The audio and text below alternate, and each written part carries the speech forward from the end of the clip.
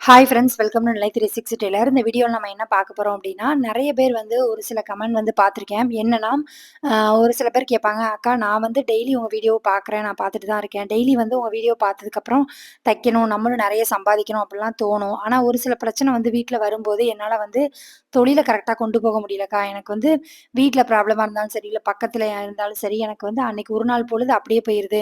நான் இன்னைக்கு தைக்கணும்னு நெனைக்கிறேன், என்னால முடிய மாட்டேங்குது அப்படின்னு சொல்றவங்க, கண்டிப்பா அந்த வீடியோவ ஸ்கிப் பண்ணாம முழுசா பாருங்க. அதே மாரி ரம்ஜான் ஆர்டருமே வர ஆரம்பிச்சுட்டு, எனக்குமே பிஸியா தான் போயிட்டுருக்கு. அதுல வந்து சின்ன சின்ன விஷயம் வந்து இதெல்லாம் மாத்திக்கிட்டீங்க அப்டின்னா, கரெக்ட் டைமுக்கு நம்ம குடுக்க முடியும். அது என்னலாம் அப்டிங்கிறது அந்த வீடியோல இருக்க போது. நீங்க இந்த சேனல இப்ப தான் ஃபர்ஸ்ட் டைம் பார்க்குறீங்க அப்டின்னா, சப்ஸ்கிரைப் பண்ணிட்டு பாருங்க. இந்த சேனல்ல வர எல்லா வீடியோ உங்களுக்கு ரொம்ப யூஸ்ஃபுல்லா இருக்கும். வாங்க வீடியோக்குள்ள போலாம். நீங்க இன்னும் மிஷின்ல உட்காந்து தைக்க ஆரம்பிக்கல அப்டின்னா, தச்சுக்கிட்டே வீடியோ பாருங்க. அப்போ உங்களுக்குமே ஒரு ப்ளவுஸ் தச்ச மாதிரி இருக்கும். வீட்லேருந்து தைக்கிறவங்க முதல்ல யோசிக்க வேண்டியது என்ன அப்டின்னா, உங்களுக்கு வீட்லயே வேல வந்து சரியா இருக்கும். உங்கள எப்பவுமே பிஸியா வைங்க. உங்களுக்கு எந்த பிரச்சனையுமே வராது. நான் வந்து விளையாட்டா சொல்லல இத. எப்பவுமே வந்து காலையில வேல பார்த்தோமா, காலையில வேல முடிஞ்சோனே நம்ம மிஷின்ல உட்காந்தோமா, தச்சு குடுத்தோமா, அந்த அமௌண்ட் வாங்குனோமா, நைட்டு நாளைக்குள்ளத கட் பண்ணி எடுத்தோமா, இப்படி வந்து உங்க வேலையெல்லாம் பிஸி ஆக்கிட்டீங்க அப்டின்னா, வெளியிலேருந்து உங்களுக்கு எந்த ப்ராப்ளமுமே வராது. முக்கியமா ஃபோன் கால் வந்து கம்மி பண்ணுங்க. நெறைய ஃபோன் பேசுறது இதெல்லாம் வந்து அவாய்ட் பண்ணிட்டீங்கனாலே பாதி ப்ராப்ளம் முடிஞ்சிரும் என்ன பொறுத்தவரைக்கும். "ஏன்க்கா அப்படி சொல்றீங்க?" அப்படின்னு கேட்டீங்கன்னா, நமக்கு வந்து நமக்கு இருக்கிற வேலை பார்க்குறதுக்கே நமக்கு டைம் பத்த மாட்டேக்கு. அப்படிங்கும்போது நம்ம ஏன் தேவையில்லாம வேற ஏதாவது பிரச்சனையில போய் நம்ம மாட்டணும் அப்படிங்கிறது தான். எப்பவுமே வந்து நம்மள பிஸியா இருந்தோம் அப்படின்னா, நமக்கு இந்த மாரி பிரச்சனை வர்றத அவாய்ட் பண்ணதுக்கு ரொம்ப ரொம்ப ஈஸி. அதே மாரி ஒருத்தங்களுக்கு உங்கள பிடிக்கல, இல்ல வந்து ஒருத்தங்க கிட்ட நான் உண்மையா தான்க்கா இருந்தேன். அவங்க வந்து என்கிட்ட அப்படி இல்ல.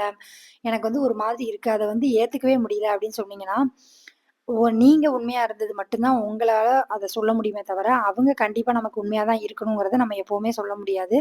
அதனால எதையுமே வந்து நிரந்தரம் அப்படின்னு நினைக்காதீங்க. எந்த சூழ்நிலை நமக்கு ரொம்ப க்ளோஸ் அப்படின்னு இருக்கிறவங்க என்னைக்கோ ஒரு நாள் வந்து விரோதியா மாறதுக்கும் வாய்ப்பு இருக்கு. அதே மாரி நம்ம இவங்க விரோதி அப்படின்னு நினைச்சுட்டு இருந்திருப்போம்.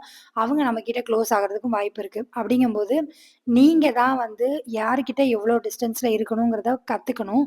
இன்னொன்னு என்ன அப்படின்னா, எந்த விஷயத்துக்குமே வந்து சண்டை போட்டு, ஆர்ப்பாட்டம் பண்ணி, பிரச்சனை பண்ணி, அத பெருசாக்கி, அத இன்னும் பெருசாக்கிறத விட, சைலன்ட்டா அமைதியா போறது என்ன பொறுத்தவரைக்கும் பெஸ்ட் அப்படின்னு தோணும். இது வந்து நான் ஸ்டார்ட்டிங்ல நானுமே வந்து அவங்க என்ன ஒரு வார்த்தை சொன்னா, நானும் ஒரு 10 வார்த்தை பேசுற பொண்ணு தான். கொஞ்ச நாள் கழிச்சு தான் தெரிஞ்சது, இப்படிலாம் நம்ம பேசுறனால நம்ம நிம்மதி தான் கெட்டு போகுதே தவிர, அவங்க அவங்க வேலைய பார்த்துட்டு அவங்க பாட்டுக்கு இருக்காங்க. நம்ம வேலைய தான் கெடுக்கிற மாரி இருக்கு. அப்படிங்கும்போது நம்ம சைலன்ட்டா போணும் அப்படிங்கிறது தான் தோணுச்சு. ஒரு தடவ சொல்லி பாருங்க. உங்களால புரிய வைக்க முடியல. நீங்க சொல்றது அவங்களுக்கு புரியலன்னா விட்டுருங்க. அவங்களா தெரிஞ்சு வந்துட்டு போறாங்க அப்படிங்கிற மாரி அத ஒரு விஷயமாவே எடுத்துக்காதீங்க. உங்களுக்கு உங்க ஃபேமிலி இருக்கு, உங்க குடும்பம் இருக்கு, உங்கள நம்பி பிள்ளைங்க இருக்காங்க, உங்க ஹஸ்பண்ட் இருக்காங்க. உங்க லைஃப் வந்து அடுத்த ஸ்டெப் போறதுக்கு நீங்க என்ன மாரி முயற்சி பண்ணணும்? எப்படி வந்து உங்க தொழில அடுத்த ஸ்டெப் கொண்டு போலாம்? நம்ம ஒரு நாளைக்கு எவ்வளோ சம்பாதிக்க முடியும்? இந்த மாரி தாட் அதிகமா கொண்டு வாங்க. உண்மையிலே வந்து வீட்ல இருந்து தைக்கிறவங்களுக்கு வீட்டு வேலையும் பார்த்துட்டு தையல் தொழில் பார்க்குறதுக்கே வந்து டைம் பத்தாது. அப்படிங்கும்போது நீங்க சுத்தி இருக்க எல்லாருக்கும் வந்து அவங்க என்ன இப்படி சொல்ட்டாங்க, இவங்க இப்படி சொல்ட்டாங்க அப்படின்னு நம்ம சண்டை போட்டே இருந்தோம்னா, நம்ம டைம் வேஸ்ட்டா போயிட்டே இருக்கும். அதே மாரி நம்ம கஸ்டமரை இழந்துட்டே வருவோம். ஏன்னா குறிப்பிட்ட டைம்க்குள்ள நம்ம குடுக்கணும். அது வந்து நமக்கு கமிட்மெண்ட் இருக்கு. அதனால எப்பவுமே வந்து கொஞ்சம் வந்து யோசிங்க. ஒரு வார்த்தை பேசுறதுக்கு முன்னாடி ஒரு தடவைக்கு 2 தடவ யோசிங்க. ஒரு பிரச்சனை வருதுன்னு தெரியுதா? அவங்க வந்து புரியல அப்டின்னா, நீங்க விட்டுருங்க. அத எக்ஸ்ப்ளைன் பண்ணி பெருசாக்காதீங்க. அததான் நான் சொல்லுவேன். நான் இத வந்து ஃபாலோ பண்றேன். இது வந்து எப்ப தெரிஞ்சது அப்டின்னா, கொஞ்ச நாள் வந்து நானுமே போராடி பார்த்தேன். இல்ல நான் இப்டி கிடையாது, அப்டி அப்டின்னு சொல்லி. அது வந்து புரியிற மாரியே தெர்ல. எதுக்கு போட்டு இவ்ளோ கஷ்டப்பட்டு நம்ம ட்ரை பண்ணிட்டு, அத விட நம்ம விட்டுருவோம் அப்டிங்கிற மாரி விட ஆரம்பிச்சதுக்கப்புறம் ப்ராப்ளம் ஃபுல்லா வந்து கம்மியாயிட்டு. நம்ம வந்து அ யார் கூடயுமே பேசக்கூடாது, யார் கூடயுமே அப்படி இல்ல. நான் அப்படி சொல்ல வரல. எதுவுமே ஒரு லிமிட்டோட இருக்கிற வரைக்கும் அது நல்லது. ரொம்ப லிமிட் தாண்டி போகும்போது கண்டிப்பா அது ப்ராப்ளமா தான் போய் முடியும். அதனால உங்க வேலைய பாருங்க. உங்களுக்குன்னு ஒரு ஃபேமிலி இருக்கு. உங்க ஃபேமிலிய அடுத்து ரன் பண்ணணும். அடுத்து என்ன ப்ராப்ளம் வந்தாலும் அத சமாளிக்கிற அளவுக்கு உங்க ஃபினான்ஸ் இருக்கணும். அத வந்து பாருங்க. கண்டிப்பா வந்து உங்க தொழில்ல நீங்க மேல வரலாம். இன்னொருத்தங்கள பத்தி யோசிச்சு உங்க டைம வேஸ்ட் பண்ணாதீங்க. இந்த தொழில பொறுத்தவரைக்கும் நம்ம கிடைக்கிற டைம கரெக்ட்டா பயன்படுத்தினா மட்டும் தான் நம்மளால சம்பாதிக்க முடியும். ஏன்னா நெறைய பேர் சொல்லுவாங்க, "வீட்ல இருந்து தானே தொழில் பண்ற. அது என்ன பெரிய விஷயமா?" அப்படிம்பாங்க. அது கிடையாது.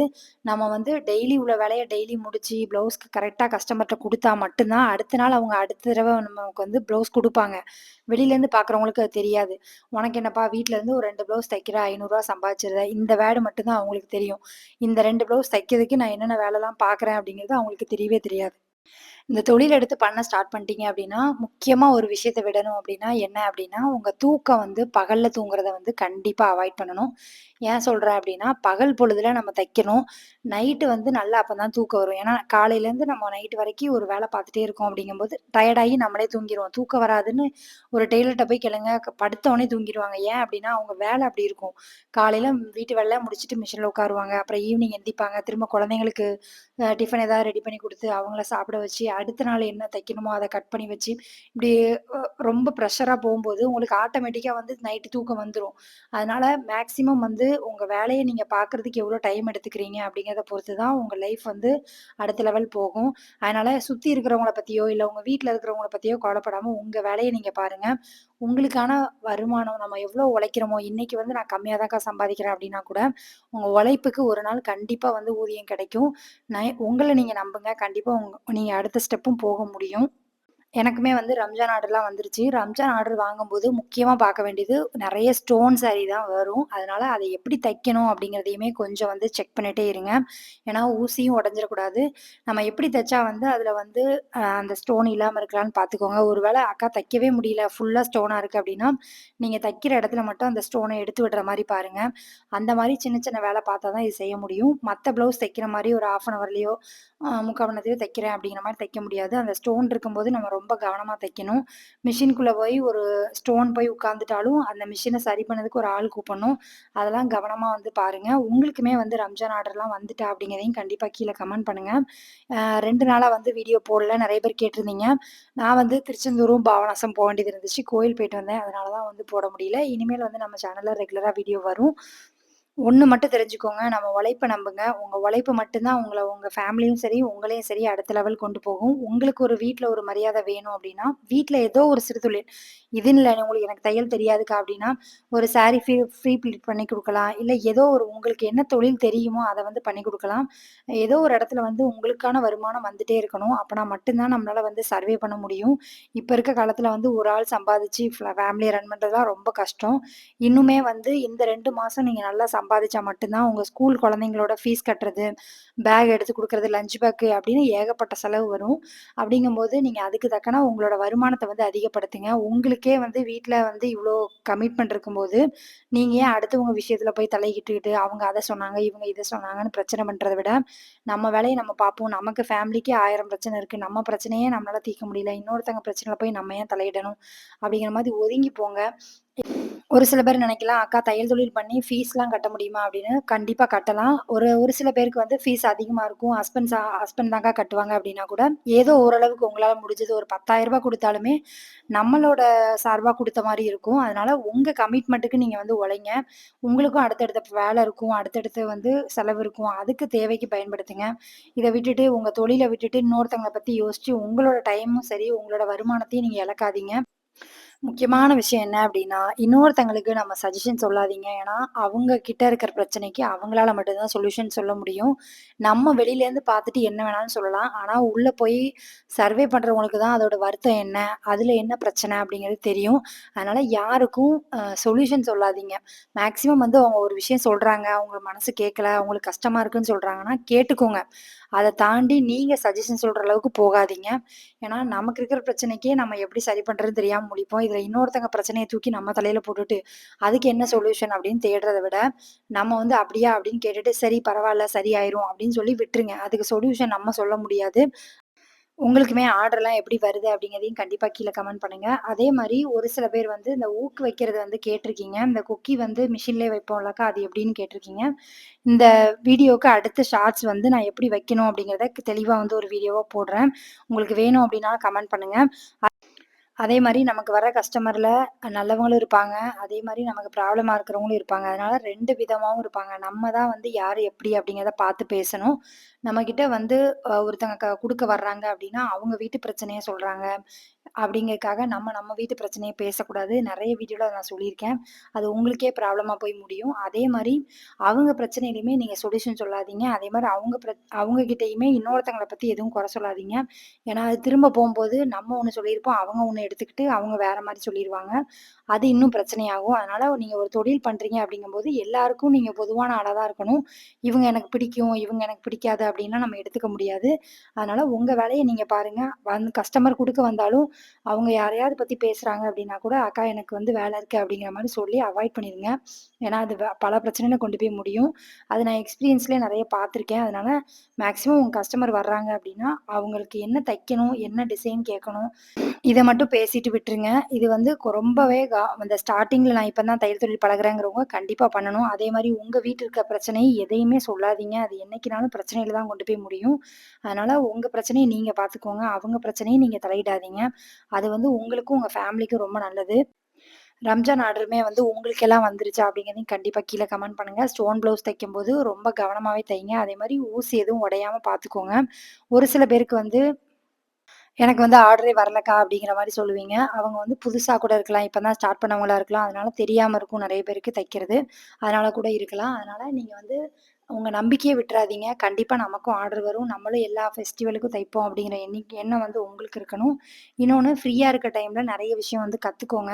இப்போ வந்து நான் ஸ்டார்ட் பண்ணியிருக்கேன்க்கா. இப்போ கொஞ்சம் கொஞ்சம் ப்ளவுஸ் தான் வருது அப்படின்னா, சில மாடல் ப்ளவுஸ்லாம் வந்து உங்களுக்கு ஓனா தச்சு பழகுங்க. அதே மாரி சின்ன சின்ன மிஸ்டேக் வந்து அத எப்படி சரி பண்ணணும்னு கத்துக்கோங்க. இந்த மாரி விஷயம்லாம் நம்ம ஸ்டார்ட்டிங்லயே கத்துக்கிட்டோம் அப்டின்னா, நமக்கு வந்து ப்ளவுஸ் தைக்கும்போது, மத்தவங்களுக்கு தைக்கும்போது கொஞ்சம் ஈஸியா இருக்கும்.